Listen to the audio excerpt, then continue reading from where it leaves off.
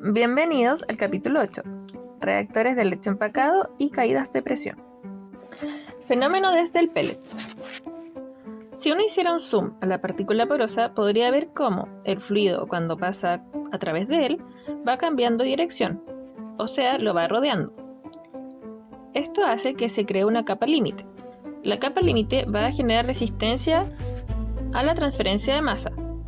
Por lo tanto, lo que uno vería en cuanto al fenómeno sería que la concentración de una especie, por ejemplo de A, pasa por la capa límite y por ende la concentración disponible baja en la superficie del catalizador y además tenga que irse transportándose dentro del poro.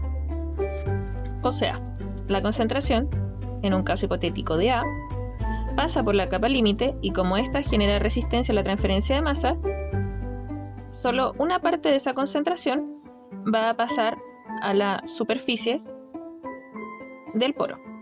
Y al estar en la superficie, puede transportarse dentro del poro, como se ven en las líneas moradas. Este fenómeno es explicado mediante varias definiciones. Uno de ellos es el factor de huecos del catalizador, en donde se va a definir como el volumen vacío del pellet sobre el volumen utilizado del pellet.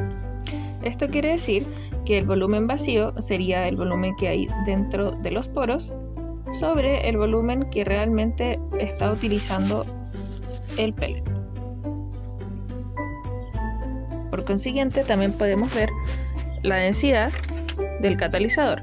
Este comúnmente va a ser denominado como la masa real del pellet y el volumen real del pellet. También se puede apreciar la densidad aparente, la cual es la masa del sólido sobre el volumen utilizado por el sólido. Esto quiere decir que es la masa del pellet dividido en el volumen que realmente va a utilizar, o sea, el volumen efectivo. Dadas las definiciones anteriores, la densidad aparente se puede definir también en función del factor de huecos como la densidad del catalizador por 1 menos el factor de huecos. Fenómenos desde el reactor.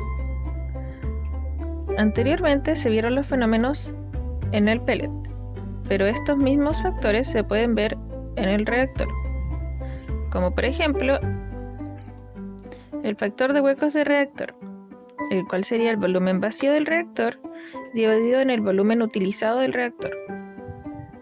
La densidad del bulk, o también la densidad del conglomerado, que es el espacio fuera de la partícula, el cual se define como la masa del pellet o de los sólidos dividido en el volumen utilizado del reactor. Análogamente, como el caso anterior, se puede definir la densidad del bulk como la densidad aparente por 1 menos el factor de huecos del reactor. Como la densidad aparente tiene una definición, se puede definir entonces la densidad del bulk como la densidad del catalizador por 1 menos el factor de huecos del reactor por 1 menos el factor de huecos del catalizador. Pero, ¿cómo funciona un reactor PBR o un reactor de leche empacado? El funcionamiento se rige bajo las mismas herramientas vistas en el curso: balance estequiométrico, balance de masa, balance de energía, pero además se le va a sumar un balance mecánico. Para el balance de masa se va a tener la derivada del flujo de A dividido la derivada del volumen igual a la velocidad específica de reacción de A. Si eso se divide en 1 dividido la densidad del bulk, y sabiendo que la masa del catalizador va a ser igual al volumen por la densidad del bulk, la derivada quedaría diferencial del flujo de A dividido en la diferencial de la masa del catalizador igual a la velocidad específica de reacción dividido en la densidad del bulk. Y a la razón entre la velocidad específica de A y la densidad del bulk se le va a conocer como la velocidad específica prima, con una comita encima. Para el balance de energía se va a tener la derivada de la entalpía por el flujo dividido en la derivada del volumen igual a menos la entalpía de reacción por la velocidad de reacción menos el coeficiente global de transferencia de calor por su área por el delta de temperatura, en este caso de la chaqueta. Si uno divide nuevamente eso en la densidad del bulk, vamos a tener una expresión de derivada de la entalpía por el flujo dividido en la derivada de la masa de catalizador igual a menos la entalpía de reacción por R' menos el coeficiente de transferencia de calor por un área en función de la densidad del bulk por el delta de temperatura, en este caso de la chaqueta. Como se mencionó antes, ahora se verá un nuevo balance, que es el balance de energía mecánico. En este caso se va a definir como la diferencial de la presión dividido en la diferencial del largo, que es igual a menos el factor de fricción por la densidad por la velocidad al cuadrado dividido en el diámetro de partícula por el G sub C. Se sabe que el flux es igual a la densidad por volumen. La igualdad nos quedaría igual a menos el factor de fricción por el flux elevado a 2 dividido en la densidad por el diámetro de partícula por el G sub C. Se tiene que tener en cuenta que la densidad va a variar con la presión y temperatura en gases. En líquidos, la presión y temperatura no va a afectar sustancialmente. Como la densidad no es constante, se va a tener la ley de gases ideales en el punto 1 y en el punto 2. Sabiendo que la masa es constante y que solamente el caudal va a sufrir de cambios a través del tiempo, entonces va a quedar que la densidad final dividida en la densidad inicial es igual al caudal final dividido al caudal inicial. Si se hace una relación de eso entre la ley de gases ideales, podemos llegar a una expresión en donde la densidad va a ser igual a la densidad inicial por 1 más la expansión por la conversión por la temperatura inicial dividido en la temperatura por la presión dividido en la presión inicial. Teniendo esa expresión para la densidad, se puede reemplazar en el balance mecánico.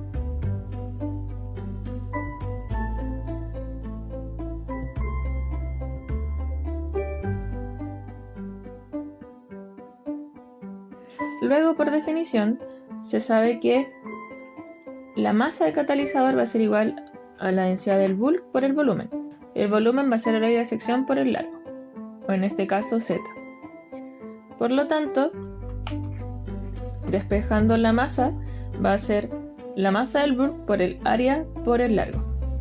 Por lo tanto, la derivada va a quedar como la derivada de la masa del catalizador igual a la densidad del bulk, porque es constante, por el área, que también es constante, por la diferencial del largo, ya que este va cambiando a medida que se avanza el reactor. Por lo tanto, el balance mecánico nos va a quedar la diferencial de presión dividido en la diferencial de la masa del catalizador es igual a menos el factor de fricción por el flux por 1 más la extensión por la conversión dividido en la densidad por la densidad del bulk por el área, por el diámetro de partícula y por el G sub C. Esto va a estar multiplicado por la relación de temperatura y presión. Por la ecuación de Erwin podemos saber que el factor de fracción es igual a 1 menos el factor de huecos del reactor dividido en el factor de huecos del reactor elevado a 3, y eso por 150 por 1 menos el factor de huecos del reactor por la viscosidad dividido en el diámetro de partícula por el flux, y eso más 1,75.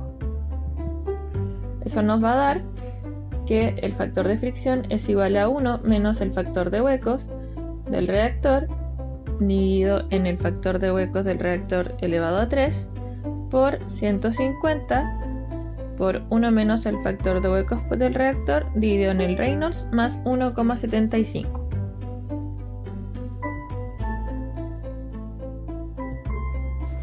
Pongámoslo a prueba.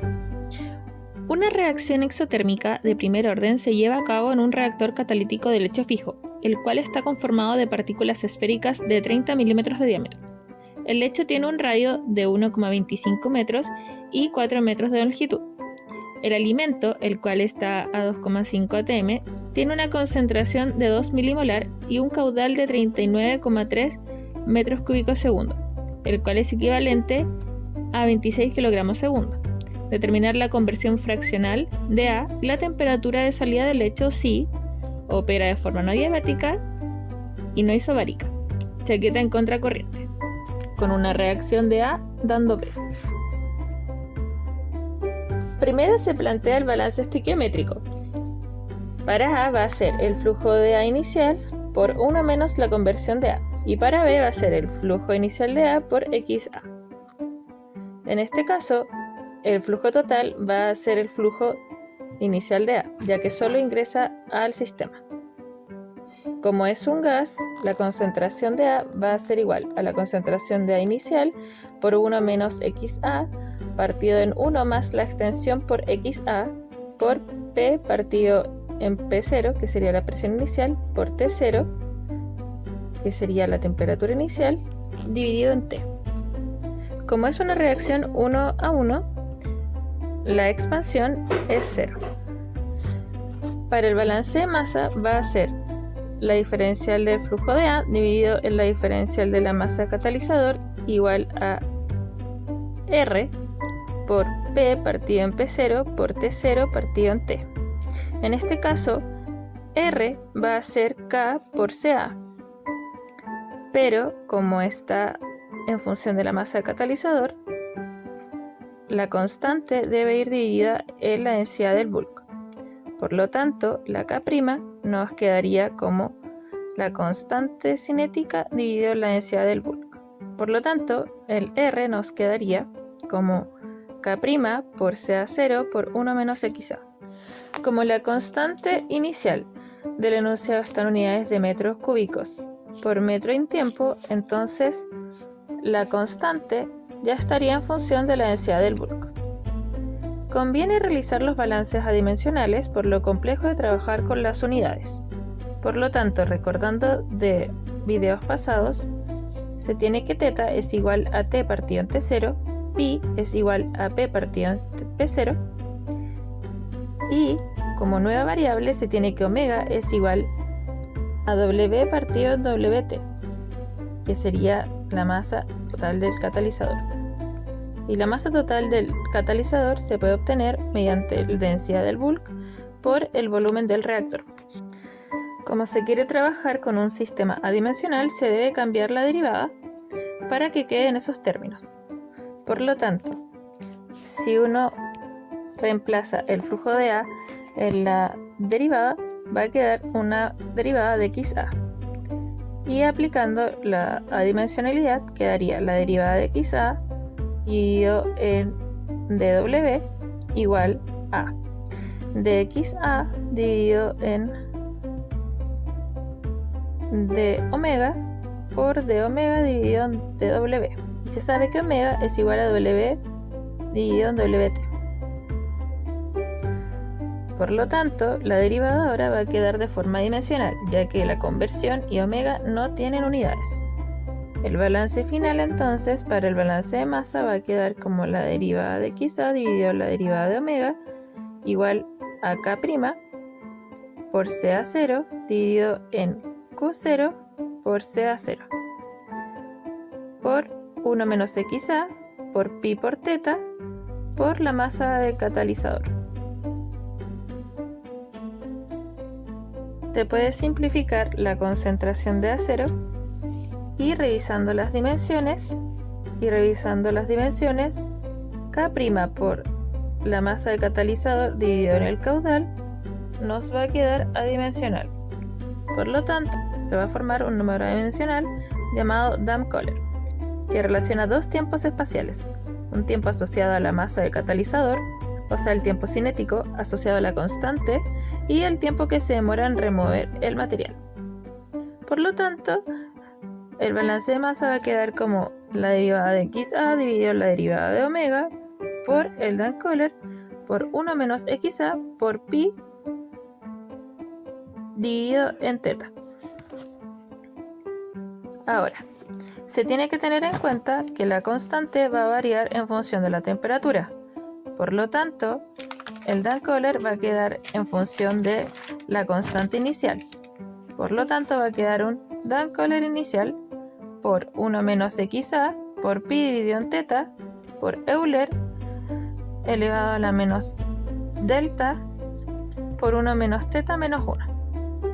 Para el balance de energía va a ser la derivada del flujo por la entalpía dividido en dW igual a la entalpía de reacción por R en función de la masa del catalizador menos U por el área específica por un delta que incluye la temperatura de la chaqueta.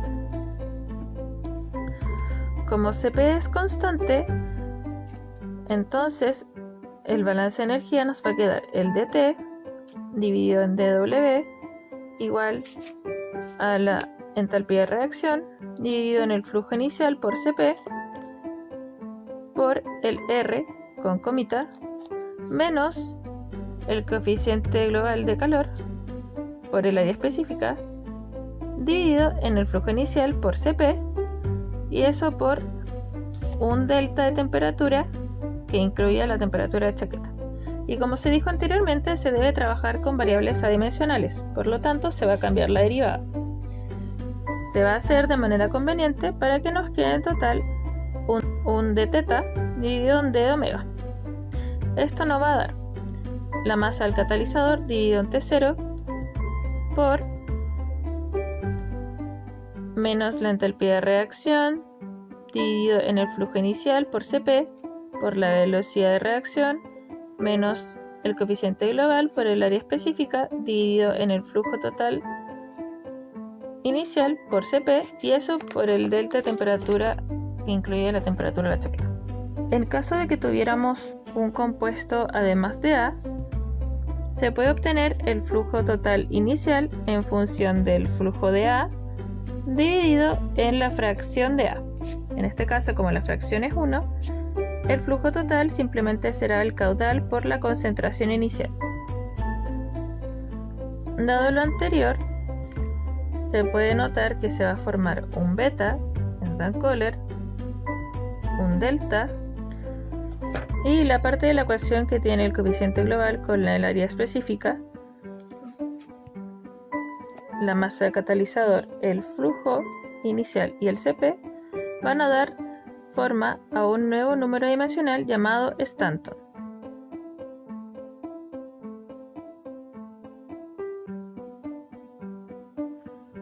Para el balance de la chaqueta va a ser el flujo de la chaqueta por la entalpía de la chaqueta dividido en la derivada W. Eso va a ser igual a más menos U por el área específica dividido por el delta que contiene la temperatura de la chaqueta. El signo va a depender si es que va en contracorriente o en cocorriente. En este caso, como se antepone primero la temperatura de la chaqueta menos T, la derivada me debería quedar con el signo positivo. El flujo de la chaqueta va a ser la masa de la chaqueta por el Cp por el delta T de la chaqueta dividido en el dW igual a lo anterior. Si uno adimensionaliza la derivada, nos va a quedar la derivada de teta de la chaqueta dividido en la derivada de omega igual a más menos U por el área específica por la masa del catalizador dividido en la masa de la chaqueta por el Cp y eso por un teta de chaqueta menos teta. Como se dijo anteriormente, ese término va a ser un Stanton, pero como ahora contiene la masa de la chaqueta va a ser un Stanton de la chaqueta. Para este tipo de ejercicios, como contiene catalizadores, se hará un balance mecánico.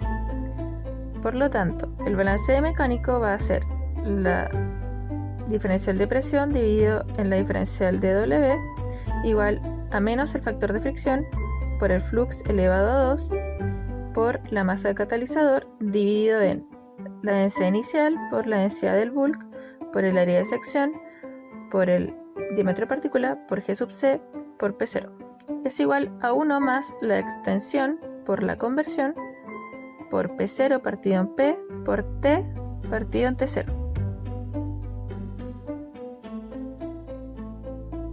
Si uno dimensionaliza la derivada, entonces la expresión nos va a quedar como dpi partido en d omega igual a menos el factor de fricción por el flux elevado a 2 por la masa catalizador por la densidad inicial, la densidad del bulk, el área de sección, el diámetro de partícula, el G sub C por P0 por 1 más la extensión por la conversión por θ dividido en pi. El factor de fricción se sabe que es 1 menos el factor de huecos del reactor dividido en el factor de huecos del reactor al cubo por 150 dividido en el Reynolds más 1,75. Por un lado tenemos los datos del enunciado. Por otro lado tenemos que calcular datos, como lo es el volumen del reactor, la densidad inicial, la masa del catalizador, el Dunn-Kohler, que fue la expresión que encontramos acá, el delta, que es esto de acá, beta, que sería esta expresión, el área específica en función de la densidad del bulk, el área de superficie, que es simplemente el área transversal del reactor, el Stanton del reactor, que sería este de acá, el Stanton de la chaqueta, el flux, por ende el Reynolds, el factor de fricción, y todo esto de acá nos hace el alfa.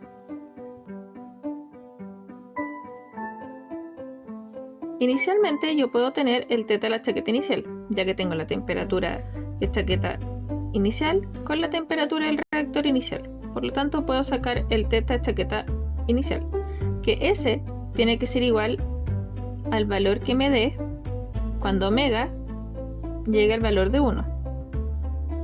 Por lo tanto debe ser igual a este. Por lo tanto nuestra celda objetivo va a ser el θ inicial menos este de acá de 0. Ya si uno hace un solver les debería dar esto. Por lo tanto, si uno despeja este θ, ya que este se obtiene por solver, si uno despeja este θ, si uno con este valor lo multiplica con el valor inicial, nos debería dar entonces la temperatura de la chaqueta final.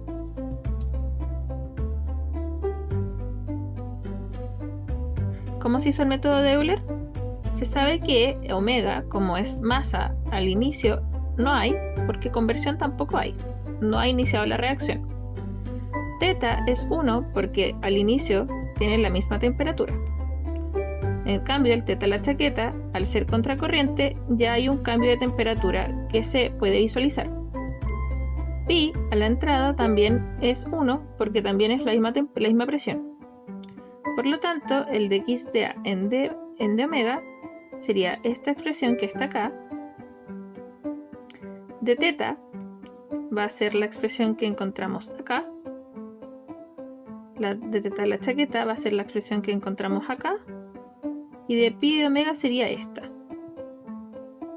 Luego, ocupamos el método de Euler, en donde el nuevo xa va a ser el punto anterior más la derivada por el delta de omega. En este caso omega sería nuestro x y todas estas funciones serían un i. Entonces para omega tenemos un delta de 0,01. Lo mismo para θ, lo mismo para el θ de la chaqueta y lo mismo para pi.